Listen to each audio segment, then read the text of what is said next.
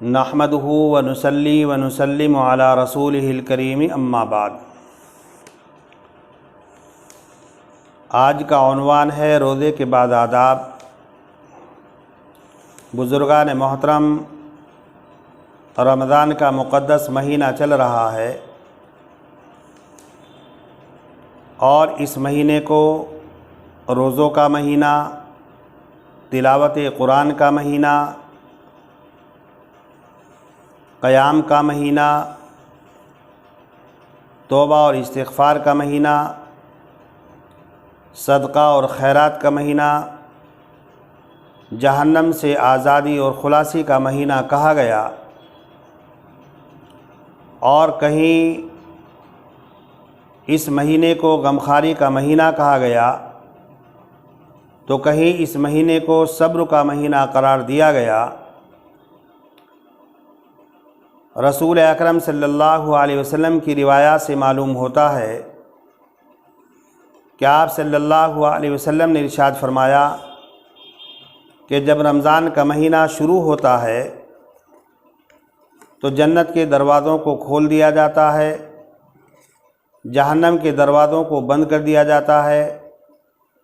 جنات اور شیاطین قید کر دیے جاتے ہیں، انسان کی لغزشیں کم ہو جاتی ہیں، نیکیوں کے اندر اضافہ ہو جاتا ہے، انسان کے درجات بلند کیے جاتے ہیں، اور دعائیں قبول ہوتی ہیں۔ ایک نفل کا ثواب ایک فرض کے برابر ہو جاتا ہے اور ایک فرض کا ثواب 70 فرضوں کے برابر ہو جاتا ہے۔ اس لیے ہمیں چاہیے کہ ہم اس ماہ مبارک کا احترام کریں، اس کے حقوق ادا کریں۔ رسول اکرم صلی اللہ علیہ وسلم کی بعض روایات سے پتہ چلتا ہے کہ رمضان کا مہینہ طہارت کا مہینہ ہے، پاکیزگی کا مہینہ ہے، حضرت انسان کے لیے عفت کا مہینہ ہے۔ اس لیے کہ رسول اکرم صلی اللہ علیہ وسلم نے ارشاد فرمایا کہ شیطان انسان کی رگوں میں خون کی طرح دوڑتا ہے، جس کی وجہ سے شیطان کو طاقت اور قوت پیدا ہو جاتی ہے اور انسان کو گناہوں پر ابھارتا ہے، معاصی میں مبتلا کرتا ہے۔ لیکن جب حضرت انسان روزہ رکھتا ہے تو روزہ رکھنے کی وجہ سے شیطانی طاقت اور قوت کم ہو جاتی ہے اور انسان کے اندر ایمانی طاقت اور قوت بڑھ جاتی ہے، جس کی وجہ سے انسان زیادہ سے زیادہ طاعت اور عبادات میں مصروف ہو جاتا ہے اور اس سے لغزشیں اور گناہ کا صدور کم ہوتا ہے۔ اس لیے کہ رسول اکرم صلی اللہ علیہ وسلم نے ارشاد فرمایا، اے نوجوان کی جماعت، اے نوجوانوں کی جماعت، جو آدمی تم میں سے نکاح کی طاقت اور قدرت رکھے تو اس کو چاہیے کہ وہ نکاح کر لے۔ نکاح کرنے کے نتیجے میں انسان کی شرمگاہ کی حفاظت ہوتی ہے اور نگاہیں نیچی رہتی ہیں، اور پھر اللہ کے پیغمبر صلی اللہ علیہ وسلم نے ارشاد فرمایا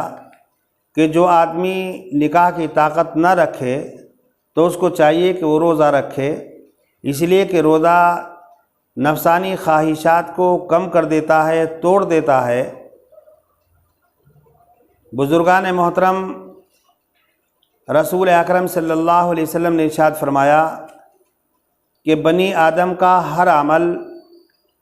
10 گنا سے 700 گنا تک بڑھا دیا جاتا ہے، اس کے ثواب میں 10 گنا سے 700 گنا تک اضافہ کر دیا جاتا ہے، علاوہ روزے کے۔ اس لیے کہ روزے کے سلسلے میں اللہ تبارک و تعالیٰ یہ فرماتا ہے کہ میرا بندہ میری وجہ سے کھانا چھوڑتا ہے، پینا چھوڑتا ہے، اپنی شہوت کو چھوڑتا ہے تو روزے کا بدلہ میں دوں گا۔ حقیقت میں روزہ بندے اور اللہ کے درمیان میں ایک راز ہوتا ہے۔ رسول اکرم صلی اللہ علیہ وسلم نے ارشاد فرمایا کہ روزے دار کو 2 خوشی حاصل ہوتی ہیں۔ ایک خوشی اس وقت حاصل ہوتی ہے جب وہ افطار کرتا ہے، اور دوسری خوشی اس وقت حاصل ہوگی جب وہ اپنے رب سے ملاقات کرے گا۔ نبی اکرم صلی اللہ علیہ وسلم نے ارشاد فرمایا کہ روزے دار کے منہ کی جو بو ہوتی ہے وہ مشک کی بو سے زیادہ پاکیزہ اور اللہ کے نزدیک محبوب ہوتی ہے۔ حضرات علماء نے فرمایا کہ جب آدمی روزہ رکھتا ہے اور روزہ رکھنے کی وجہ سے بھوک لگتی ہے اور بھوک کی وجہ سے اس کے معدے سے ایک قسم کی بو نکلتی ہے تو وہ بو اللہ کے نزدیک مشک کی خوشبو سے زیادہ محبوب ہوتی ہے، پسندیدہ ہوتی ہے۔ لیکن اسی کے ساتھ ساتھ حضرات علماء نے فرمایا کہ ہمیں روزہ رکھنے کی صورت میں معاصی سے، گناہوں سے بچنا چاہیے، اجتناب کرنا چاہیے، اس لیے کہ رسول اکرم صلی اللہ علیہ وسلم کی حدیث ہے من لم یدع قول الزور والعمل به والجہل فلیس للہ حاجہ فی ان یدع طعامہ وشرابہ، کہ اگر ایک آدمی روزہ بھی رکھ رہا ہے، کھانا پینا بھی ترک کر رہا ہے، چھوڑ رہا ہے، لیکن وہ جھوٹ کو ترک نہیں کر رہا ہے، جہالت کے کاموں سے پرہیز نہیں کر رہا ہے، معاصی اور گناہ سے نہیں بچ رہا ہے، تو اللہ تبارک و تعالیٰ کو ایسے روزے دار کے روزے کی کوئی ضرورت نہیں۔ اس لیے کہ رسول اکرم صلی اللہ علیہ وسلم نے ارشاد فرمایا کہ روزہ صرف کھانے پینے سے رکنے ہی کا نام نہیں، بلکہ کھانے پینے کے ساتھ ساتھ میں روزہ اس بات کا نام ہے کہ آدمی لغویات سے بچے، فسق و فجور سے اپنی حفاظت کرے، گناہوں کے کاموں سے انسان محفوظ رہے۔ اس لیے کہ رسول اکرم صلی اللہ علیہ وسلم نے ارشاد فرمایا کہ اگر تم میں سے کوئی آدمی روزے سے ہو تو روزے کی حالت میں نہ فسق و فجور میں مبتلا ہو، نہ شور و شغب کرے، نہ کسی سے لڑائی اور جھگڑا کرے، نہ کسی کی غیبت کرے، نہ کسی پر الزام لگائے، نہ بہتان تراشی کرے، نہ ڈاکہ ڈالے۔ اگر ایک آدمی روزہ بھی رکھ رہا ہے لیکن ساتھ میں چوری کر رہا ہے، روزہ رکھ رہا ہے جھوٹ بول رہا ہے، روزہ رکھ رہا ہے دھوکہ دے رہا ہے، روزہ رکھ رہا ہے معاصی اور گناہوں سے اجتناب نہیں کر رہا ہے، تو بزرگان محترم اللہ تبارک و تعالیٰ کے یہاں ایسا روزہ قابل قبول نہیں ہوتا، بلکہ روزے دار کے منہ پر ایسے روزے کو مار دیا جاتا ہے۔ رسول اکرم صلی اللہ علیہ وسلم نے ارشاد فرمایا کہ اگر تم روزے سے ہو اور کوئی آدمی تمہیں برا بھلا کہے، کوئی آدمی تمہیں گالی دینا شروع کر دے، گالم گلوز تمہارے سے شروع کر دے، تو تم اس سے نہ لڑو، اس کے جواب میں تم اس کو گالی مت دو، بلکہ اس سے یہ کہہ دو کہ بھائی میں تو روزے سے ہوں۔ اس لیے کہ اللہ تبارک و تعالیٰ قرآن کریم میں فرماتا ہے وَإِذَا خَاطَبَهُمُ الْجَاهِلُونَ قَالُوا سَلَامًا، کہ جب جاہلوں سے تمہارا مقابلہ ہو تو جاہلوں کے مقابلے کی صورت میں تمہارے لیے مناسب نہیں کہ تم جہالت والے کام کرو، جہالت والی باتیں کرو، بلکہ یوں کہو کہ بھائی تمہارا راستہ ادھر ہے، میرا راستہ ادھر ہے، اور جہالت کا جواب جہالت سے نہ دیا جائے، برائی کا جواب برائی سے نہ دیا جائے۔ تو اللہ کے پیغمبر صلی اللہ علیہ وسلم نے اس حدیث پاک میں یہی بات ارشاد فرمائی کہ روزہ رکھنے کے بعد انسان کو چاہیے کہ وہ معاصی سے، گناہوں سے اجتناب کرے اور بچے، تبھی روزے کا فائدہ ہوتا ہے۔ بزرگان محترم، ایک بہت بڑے عالم گزرے ہیں جابر عبداللہ انصاری، وہ فرماتے ہیں کہ جب کوئی آدمی روزہ رکھے تو چاہیے کہ اس کے کان کا بھی روزہ ہو، چاہیے کہ اس کی آنکھ کا بھی روزہ ہو، چاہیے کہ اس کی زبان کا بھی روزہ ہو، اپنے کان سے غلط باتیں نہ سنے، اپنی زبان سے جھوٹ نہ بولے، اپنی زبان سے چغل خوری نہ کرے، غیبت نہ کرے، اپنی آنکھوں سے کسی غیر محرم پر نظر نہ ڈالے، اور مزید انہوں نے لکھا کہ اپنے پڑوسی کو اذیت و تکلیف نہ پہنچائے، بلکہ وقار سے رہے، اور روزے اور غیر روزے کے درمیان میں برابری نہ ہو۔ جیسے غیر روزے میں آدمی غیر محتاط رہتا ہے، ایسے ہی روزہ رکھنے کے بعد بھی اگر غیر محتاط رہتا ہے تو پھر ایسی صورت میں اس کے روزے کا کوئی فائدہ نہیں۔ بزرگان محترم، رمضان کا ماہ مبارک چل رہا ہے اور ہم لوگ اس کے اندر زیادہ سے زیادہ عبادتوں کا اہتمام کرتے ہیں، زیادہ سے زیادہ نوافلوں کا اہتمام کرتے ہیں، اور زیادہ سے زیادہ ہم لوگ نماز پڑھتے ہیں، لیکن رسول اکرم صلی اللہ علیہ وسلم نے ارشاد فرمایا کہ سب سے بدترین چوری وہ ہے جو نماز کے اندر چوری کرتا ہے، صحابہ نے کہا کہ اللہ کے پیغمبر نماز میں کیسی چوری کرتا ہے؟ تو رسول اکرم صلی اللہ علیہ وسلم نے ارشاد فرمایا کہ جو اپنے رکوع کو اور اپنے سجدے کو کامل اور مکمل نہیں کرتا، یعنی نماز تو پڑھ رہا ہے لیکن نماز کے ارکان کو صحیح طریقے سے ادا نہیں کر رہا ہے، اور نماز کے اندر جلدی بازی سے کام لے رہا ہے، عجلت سے کام لے رہا ہے،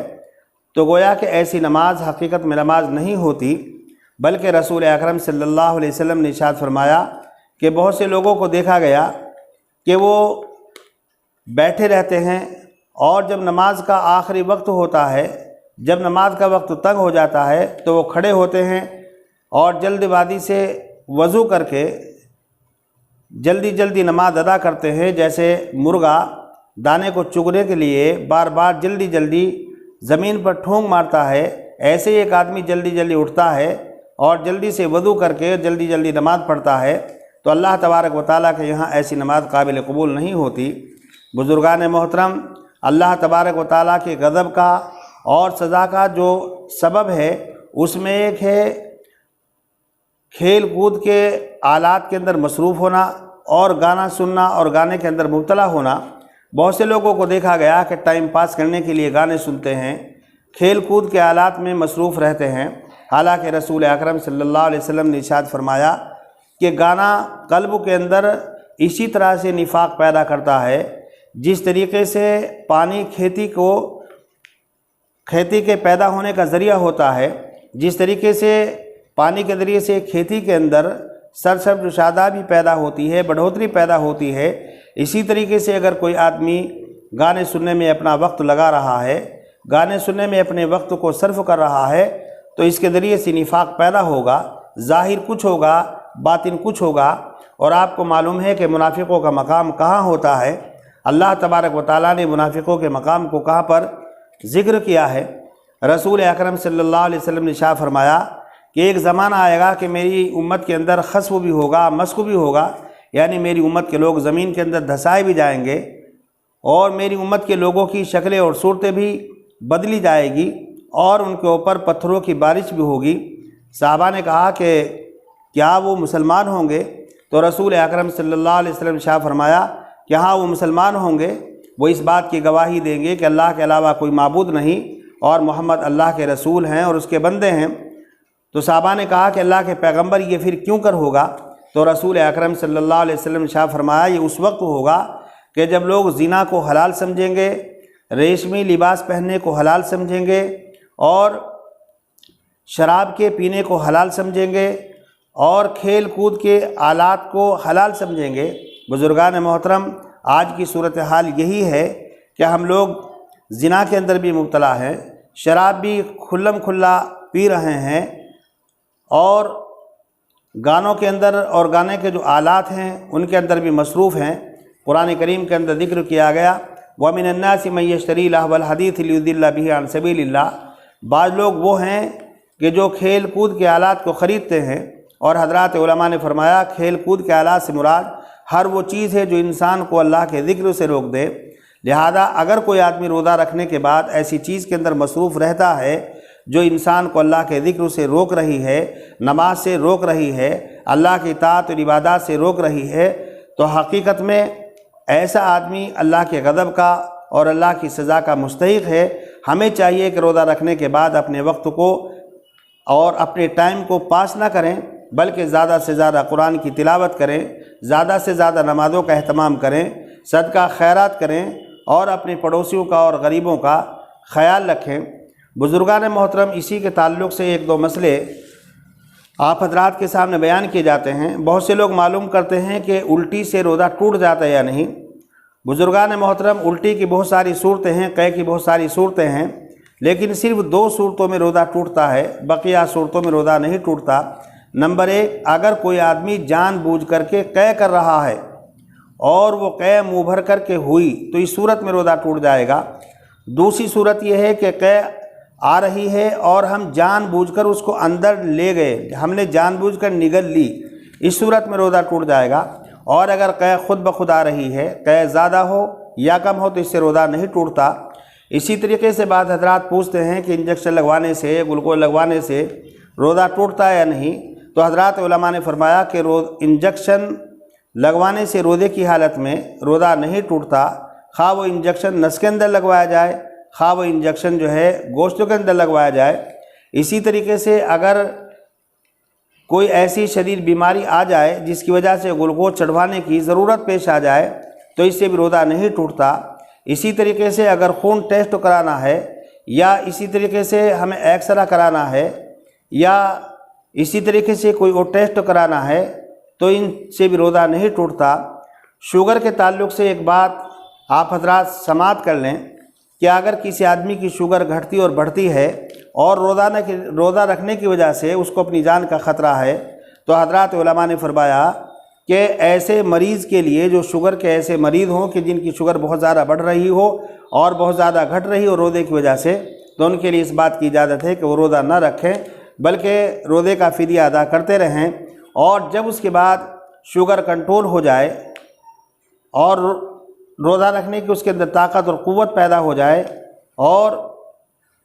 روزہ رکھنے کی وجہ سے شوگر میں کسی طرح کی کوئی دقت نہ ہو، تو پھر اس کے بعد اس کو روزے کی قضا کرنے کا حکم دیا جائے گا اور وہ بعد میں روزے کی قضا کریں گے۔ بزرگان محترم، یہ چند باتیں جو رمضان کے تعلق سے، روزے کے تعلق سے بیان کی گئی، اللہ تبارک و تعالیٰ سے دعا ہے کہ اللہ تبارک و تعالیٰ مجھے بھی ان باتوں پر عمل کرنے کی توفیق مرحمت فرمائے اور آپ حضرات کو بھی ان باتوں پر عمل کرنے کی توفیق مرحمت فرمائے۔ آخر میں آپ حضرات سے ایک گزارش یہ ہے کہ ہمارے علاقے کے مشہور و معروف عالم دین مولانا محمد عظیم الدین شاہ، جو سکروڑا مدرسے کے محتمم تھے، رات ان کا انتقال ہو گیا، ان کے لیے آپ حضرات ایصال ثواب کریں، دعائے مغفرت کریں کہ اللہ تبارک و تعالیٰ ان کی مغفرت فرمائے اور ہم سب کی بھی مغفرت فرمائے۔ وآخر دعوانا الحمد للہ رب العالمین۔